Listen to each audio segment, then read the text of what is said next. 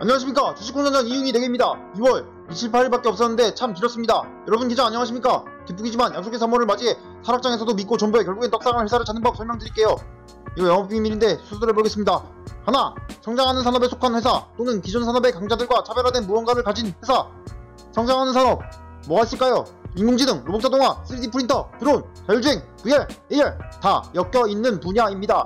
이들 4차 산업 섹터는 비용의 혁신을 가져옵니다. 지금은 없어도 그만이지만 있으면 인간의 삶과 경제에 어마어마한 혁신을 가져오고 결국 우리 손에 스마트폰처럼 없으면 안될 것들이 될 것입니다. 각 섹터에 어떤 회사가 있는지는 검색하면 다 나오죠. 기존 산업의 강자들에게 차별화된 무기를 가지고 혁신을 일으켜 뒤엎을 수 있는 회사들은 뭐가 있을까요? 금융에선 핀테크, 농업에선 수경재배와 수직농법으로 혁신을 일으킨 스마트팜 관련 회사들, 아니면 구독 모델을 앞세워 전통 엔터테인먼트를 뒤엎은 넷플릭스 같은 회사. 전통의 강자들이 비용 문제와 규제 때문에 시도하지 못한 것들을 시도해서 몰락시키고 새로운 강자가 될 회사들. 자율주행만 해도 방식이 여러 개 있고 라이다의 경우 이미지 센서 부품 업체와 소프트웨어 업체 등 많은 회사들이 있습니다. 자, 다음 단계로 넘어가 이 많은 회사들 중에 제외할 회사들을 빼면 됩니다. 2번, 자본 조달 잘하는 회사. 장기금리 오르면서 주가 벌벌 떨었죠? 지금도 떨고 있죠?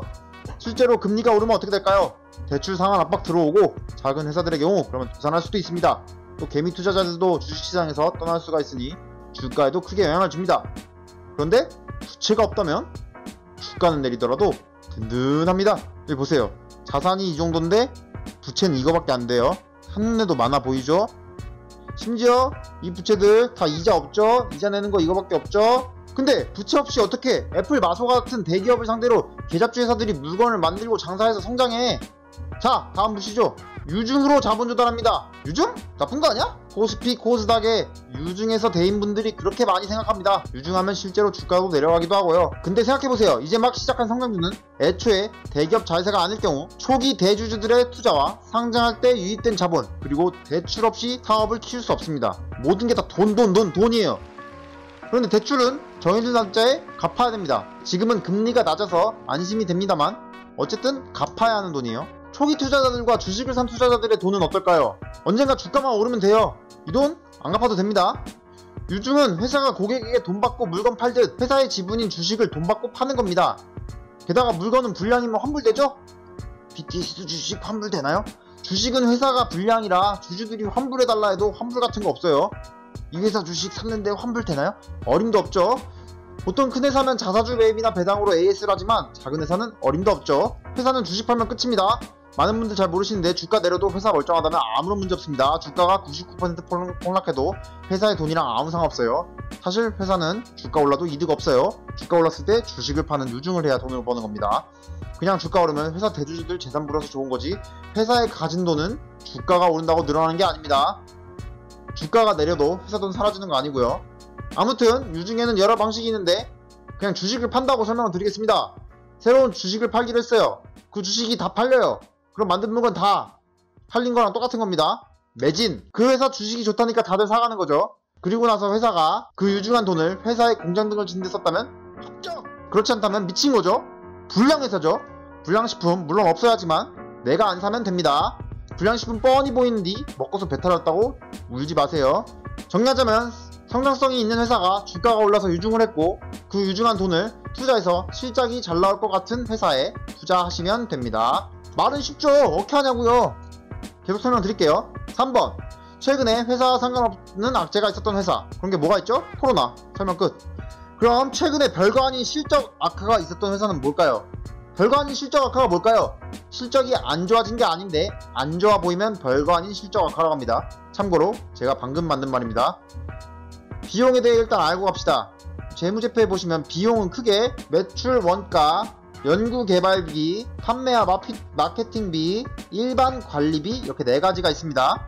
매출 원가는 물건 원가입니다. 매출이 느는 만큼 느는 것 정도는 어쩔 수 없습니다. 연구개발비는 줄이면 망하죠. 인텔 보세요. 보통 이 두 개를 묶어서 판매와 일반 관리비라고 하는데요. 임직원 월급이나 사무실 월세 등 회사가 판매하는 물건을 만드는 데 드는 비용 외의 비용입니다. 아무튼 아까 장투하는 회사들 목록 골랐습니다. 그런데 장투도 장투 나름이지 요새 급등주들 많은데 단기로 떨구면 속상하잖아요. 그럼 적어도 1년 이내에 실적 상승이 어느정도 보장되는 회사를 찾는 법이 있어요. 여기 일반 관리 비용에서 주식 기반 보상 비용을 보시면 됩니다. 이는 임직원 스톡 옵션인데요. 이는 뭐 과자 회사에서 직원들 과자 몇 개 무료로 주듯이 복지 차원에서 회사의 주식을 무료로 제공하는 거예요. 회사가 과자 공짜로 주면 과자 만드는데 쓴 돈 날라가죠? 팔 과자도 못 팔았으니 날리는 거고요. 주식은 그냥 공짜로 줬고 회사는 수수료 정도 부담한 거죠. 이 주식 기반 보상 비용이 갑자기 많아진 회사를 예의주시하세요. 스톡 옵션 많아져서 적자가 커지거나 이익이 줄어들었다? 굿 베잉 찬스죠. 근데 스톡 옵션 주다가 줄이면 직원들 빡쳐서 일 열심히 안 해서 실적 안 좋아지지 않냐고요? 그래서 상장할 때 스톡 옵션을 가장 많이 뿌리기 때문에 상장한 지 1년이 안 된 회사들이 좋습니다. 상장하면서 고생한 직원, 바로치고 노예들에게 스톡 옵션 뿌린 건데요. 상장할 때 일회성이라 그 다음에 줄어들어도 크게 티 안 납니다. 특히 상장하면서 주가에 거품 묻은 회사는 첫 실적 발표 후 내리는 경향이 있는데 내렸을 때 재무제표가 이런 형태이다. 굿 베인 찬스입니다. 4번 공시를 성실히 하는 회사. 매출 있는 회사를 어떻게 하냐고요? 그러므로 8K 문서를 잘 발표하는 회사를 눈여겨봐야 합니다. 폼 8K 간단히 설명하면 신규 계약이나 임원진, 선임 등과 관련한 기업의 변동사항을 4일 이내에 고지해야 할 때 나오는 보고서입니다. 작은 기업들은 이런 뉴스에도 크게 반응하겠죠? 근데 이걸 그냥 호재구나 하지 말고 화재구나 하지 말고 계산을 해보세요. 코핀 2020년 9개월 동안 매출이 2,600만 달러였습니다. 신규 계약을 발표했는데 그 액수가 2,200만 달러입니다. 이런 계약을 또 따온다면, 그리고 작년 계약이 유지된다면 매출이 늘어나는 건 따놓은 당상이죠? 체크 포인트입니다. 결론, 전도 유망한 섹터에서 빚없이 자본으로 운영하면서 유증 타이밍 기가 막히게 좋고 그 돈을 투자 잘해서 매출 오르거나 일회성 비용을 줄여 실적 개선될 회사를 사라. 참 쉽죠? 근데 계좌주 내릴 때 겁나 내린다고요? 리스크 쫄리시면 다 팔고 적금 드시던가. 왜 10배 떡상한 계좌주 사촌이 옆자리 직원이 먹어서 배 아파서 기웃기웃 거리면서 10배 먹기 위해 감당한 리스크는 감당 안 하려 하세요. 감당하세요. 아니면 적금 드시라고. 이상 이영희 내기였습니다. 감사합니다.